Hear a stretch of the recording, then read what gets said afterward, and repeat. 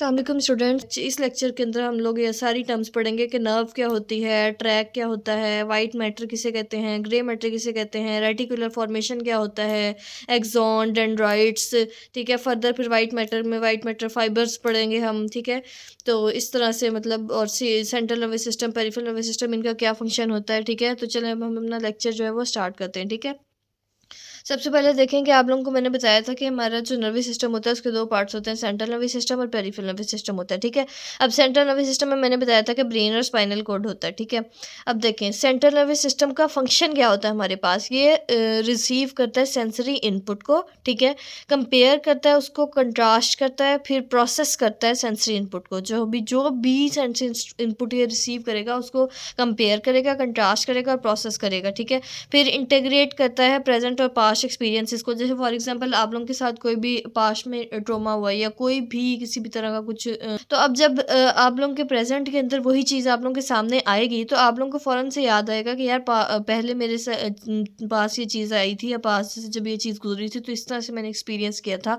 ठीक है, तो नेक्स्ट टाइम आप लोगों को वो चीज़ याद होगी। ठीक है, तो इस तरह से मतलब ये सारा वर्क कौन कर रहा होता है, CNS, सेंट्रल नर्वस सिस्टम कर रहा होता है। ठीक है, फिर उसके बाद जब आप लोगों को वो चीज़ याद आएगी सारा कि आप लोगों के साथ क्या क्या हुआ क्या नहीं हुआ, तो फिर देन आप डिसाइड करेंगे कि मैंने अब मोटर रिस्पॉन्स किस तरह से करना है। ठीक है, ये आप लोगों का होता है सेंट्रल नर्वस सिस्टम का function.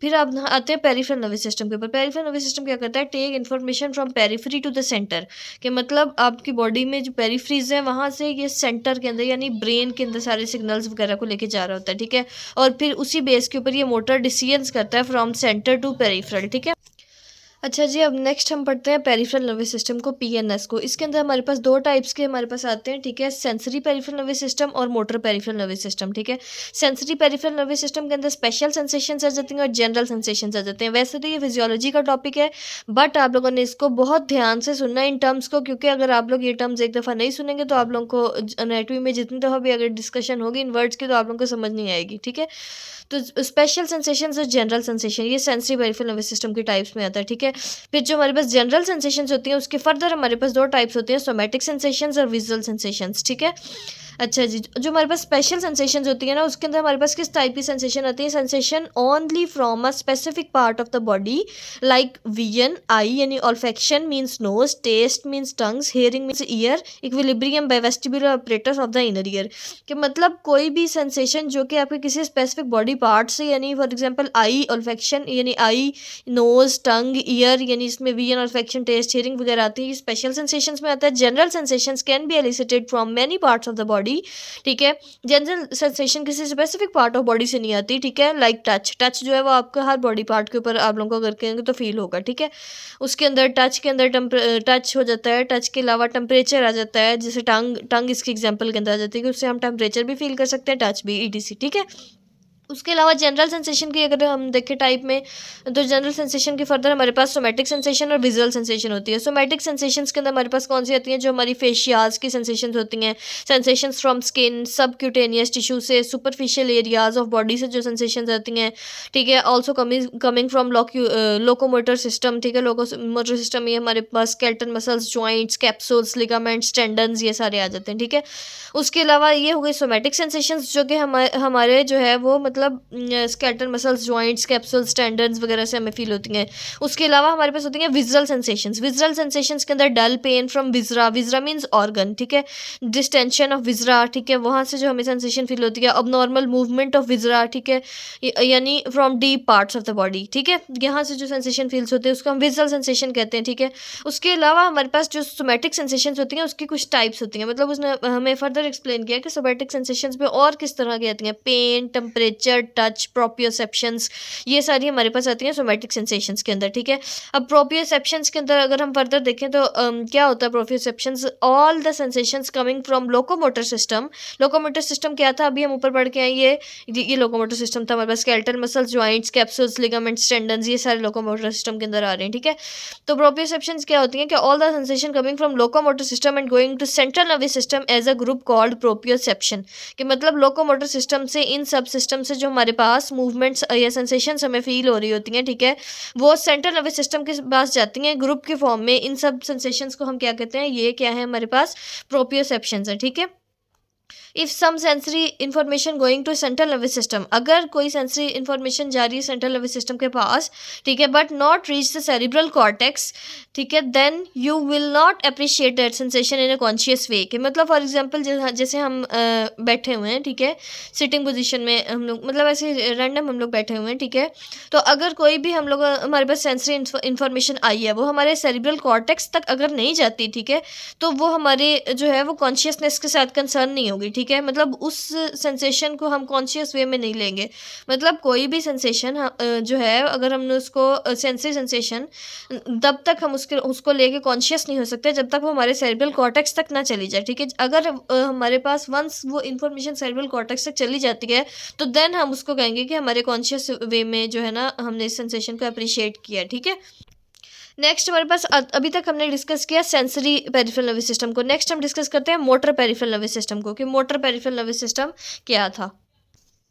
Motor peripheral nervous system के अंदर देखें आप लोगों को इसके अंदर फर्दर हमारे पास दो टाइप्स होती हैं, सोमैटिक मोटर रिस्पॉन्सेज होते हैं, ऑटोनॉमिक मोटर रिस्पॉन्सेज होते हैं। सोमैटिक मोटर रिस्पॉन्सेज वॉलंटरी होते हैं, ऑटोनॉमिक मोटर रिस्पॉन्सेज इनवॉलंटरी होते हैं, ठीक है।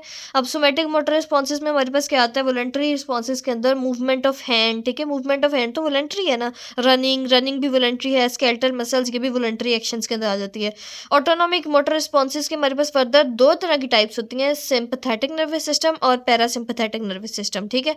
ऑटोनॉमिक नर्वस रिस्पॉन्सेज के अंदर हमारे पास एग्जांपल्स क्या है, होते क्या है, लाइक जीआईटी मूवमेंट्स, ठीक है, ये तो हमारे कंट्रोल में नहीं होती ना, ठीक है। हार्ट रेट ये हमारे कंट्रोल में नहीं होता, ठीक है। स्मूथ मसल्स की मूवमेंट, एसोफेगस में जैसे नीचे स्टमक की मूवमेंट्स, ये स्मूथ मसल मूवमेंट्स ये तो हमारे कंट्रोल में नहीं होती, ठीक है। और इसी तरह हमने जो आगे इसके दो टाइप्स पढ़ी, sympathetic nervous system, parasympathetic nervous system. अब जो सिंपैथेटिक नर्वस सिस्टम होता है ये क्या करता है, एक्टिवेट होता है स्ट्रेस सिचुएशन में, और जो पैरासिम्पैथेटिक नर्वस सिस्टम होता है ये हमारे पास एक्टिवेट होता है रिलैक्स मोड के अंदर। अच्छा जी, फिर हम लोग पढ़ेंगे कि जो हमारा नर्वस सिस्टम होता है ना, उसके अंदर दो टाइप्स के सेल्स होते हैं, ठीक है। एक होते हैं न्यूरॉन्स और दूसरे होते हैं न्यूरोग्लियल सेल्स। न्यूरॉन्स क्या होते हैं और न्यूरोग्लियल सेल्स क्या होते हैं, इसका डिफरेंस आप लोगों को पता होना चाहिए। Neurons true functional cells of central nervous system, उसको हम कहते हैं न्यूरॉन्स। या फिर इसके डेफिनेशन में आएगा सेल्स विच कंडक्ट इन्फॉर्मेशन, यानी एक्शन पोटेंशियल जो कॉज करवाते हैं, ठीक है, वो होते हैं न्यूरॉन्स। या फिर यह कहेंगे कि उसके अलावा न्यूरॉन का एक पॉइंट है कि have extra long processes called axons, कि न्यूरॉन के स्ट्रक्चर के अंदर एक्स्ट्रा लॉन्ग प्रोसेसेस हमारे पास होते हैं, उसको हम एक्सॉन्स कहते हैं, ठीक है। और न्यूरोग्लियल सेल्स क्या होते हैं हमारे पास, ये सपोर्टिंग सेल्स ऑफ न्यूरॉन्स, ये न्यूरॉन्स के ही सपोर्टिंग सेल्स होते हैं, ठीक है। इनको हम क्या कहते हैं, connective tissue cells of nervous system, ये connective tissue cells of nervous system होते हैं, ठीक है। अच्छा, फर्दर हमारे पास आता है ग्रे मैटर क्या होता है और वाइट मैटर क्या होता है। ये आप लोगों के लिए बहुत इंपॉर्टेंट है, ठीक है, आप लोगों को पता होना चाहिए ग्रे मैटर क्या होता है और वाइट मैटर क्या होता है। अगर आप लोगों को इसका नहीं पता होगा तो आगे आप लोगों को असेंडिंग और डिसेंडिंग ट्रैक्स वगैरह की भी समझ नहीं आएगी, तो इसको गौर से सुनिएगा। ग्रे मैटर होता है collection of cell bodies of neurons, ठीक है, within the central nervous system are called grey matter, ठीक है। जो हमारे पास न्यूरॉन का स्ट्रक्चर होता है, ये देखिए कुछ इस तरह का होता है कि ये हमारे पास फॉर एग्जांपल न्यूरॉन का स्ट्रक्चर है, ठीक है। तो न्यूरॉन के स्ट्रक्चर में ये मिड में हमारे पास एक होती है सेल बॉडी, ठीक है, और ये साइड्स पे हमारे पास जो होती हैं वो इसकी डेंड्राइट्स होती हैं, ठीक है। तो वो यहाँ पे हम किसको डिस्कस कर रहे हैं, सेल बॉडीज ऑफ न्यूरॉन्स को। ग्रे मैटर क्या होता है, collection of cell bodies of neurons within the central nervous system. Central nervous system के अंदर जो सेल बॉडीज का हमारे पास सेल बॉडीज ऑफ न्यूरॉन्स का कलेक्शन होता है ना, उसको हम कहते हैं हमारे पास ग्रे मैटर है। और वाइट मैटर क्या होता है, कलेक्शन ऑफ ऑल द, यहाँ पे आप लोग इस पिक्चर में देखें, मैंने न्यूरॉन का स्ट्रक्चर ड्रॉ करने की कोशिश किया है। वैसे तो ड्राइंग मेरी इतनी अच्छी नहीं है, लेकिन शायद आपको समझ आ जाए। ये हमारे पास सोमा होता है, ठीक है, ये सेल बॉडी ऑफ न्यूरॉन है, ठीक है। ये हमारे पास डेंड्राइट्स वगैरह होती हैं, और ये जो पीछे वाला स्ट्रक्चर होता है ना, इसको हम कहते हैं एक्सॉन, ठीक है। तो वो कह रहे हैं collection of cell bodies of neurons, ठीक है। तो यानी सेल बॉडी कौन सी है, ये वाली, इसकी collection within the central nervous system, उसको कहते हैं ग्रे मैटर, ठीक है। और collection of all the axons of neurons, यानी ये पीछे वाली चीज़, ये वाली चीज़ जो होती है हमारे पास न्यूरॉन के अंदर, दो पार्ट्स होते हैं ना, हमारे पास सेल बॉडी होती है और एक्सॉन होता है। तो एक्सॉन की कलेक्शन को वो कह रहा है ये हमारे पास क्या होता है, वाइट मैटर होता है। सेंट्रल नर्वस सिस्टम के अंदर ही एक्सॉन्स की, ऑल एक्सॉन्स की कलेक्शन को हम कहते हैं वाइट मैटर, ठीक है। फिर यहाँ पे इसने डायग्राम में दिखाया हुआ है कि जो आगे वाली सारी हमारे पास ग्रे मैटर है, ठीक है, और ये हमारे पास पीछे वाले जो है ये वाइट मैटर है।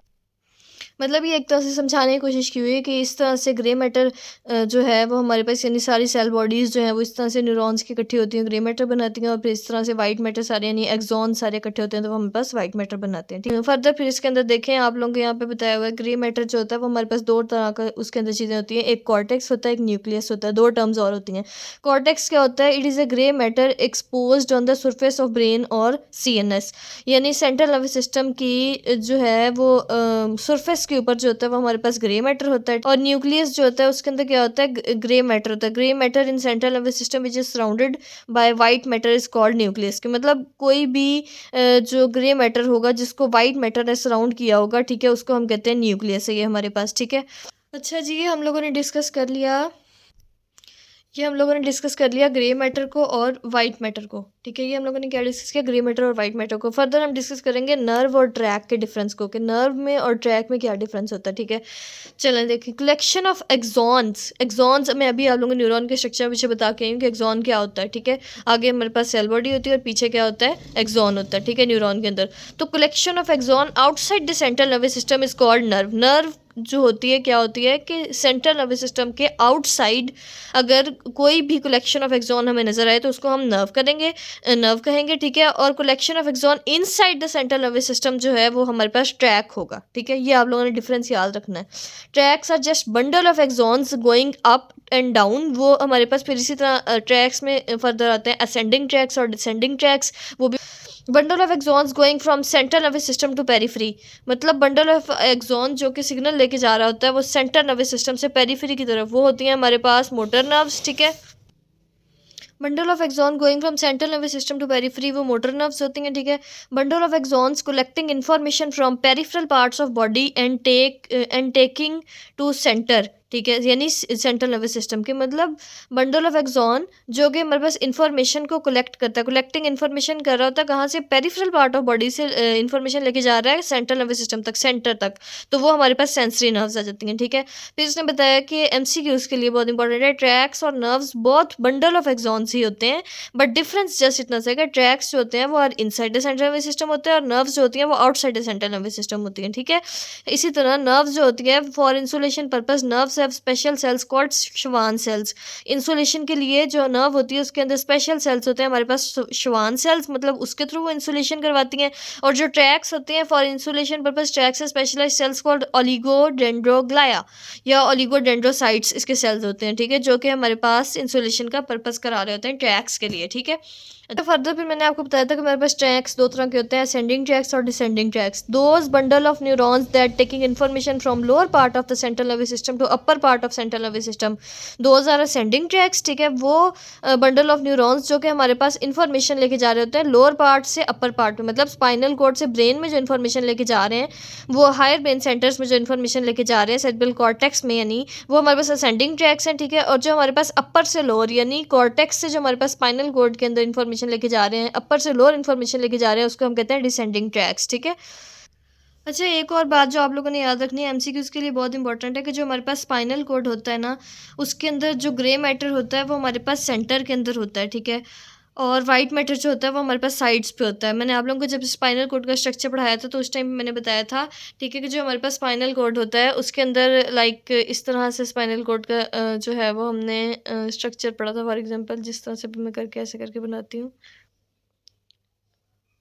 ठीक है, इस तरह से करके हमने पढ़ा था। तो जो ये जो सेंट्रल पार्ट होता है ना, इसके अंदर हमारे पास स्पाइनल कॉर्ड में ग्रे मैटर होता है। ठीक है, और जो ये साइड्स होते हैं ना, ये वाला जो रीजन होता है हमारे पास, ये डॉर्सल रीजन और ये एंटीरियर लेटरल रीजन, यहाँ पे हमारे पास जो है वो वाइट मैटर होता है। लेकिन ब्रेन में ऑपोजिट होता है। ब्रेन के अंदर आप लोगों ने याद रखना है कि जो हमारे पास सेंटर होता है ना, सेंटर के अंदर हमारे पास होता है वाइट मैटर और साइड्स पे हमारे पास होता है ग्रे मैटर। ठीक है, तो ये बात बहुत इंपॉर्टेंट है। ठीक है, क्योंकि हम लोगों ने नेक्स्ट जो टर्म पढ़नी है वो है रेटिकुलर फॉर्मेशन। ठीक है, तो रेटिकुलर फॉर्मेशन के अंदर आप लोगों को ये बात पता होनी बहुत ज़रूरी है कि जो हमारे पास ब्रेन होता है उसके अंदर हमारे पास वाइट मैटर जो होता है वो सेंटर में होता है, ग्रे मैटर साइड्स पे होता है। लेकिन स्पाइनल कॉर्ड में ग्रे मैटर सेंटर में होता है और वाइट मैटर साइड्स पे होता है।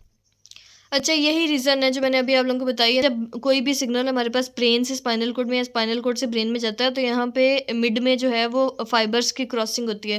देखिए फॉर एग्ज़ाम्पल ये स्पाइनल कॉर्ड है ना, ठीक है?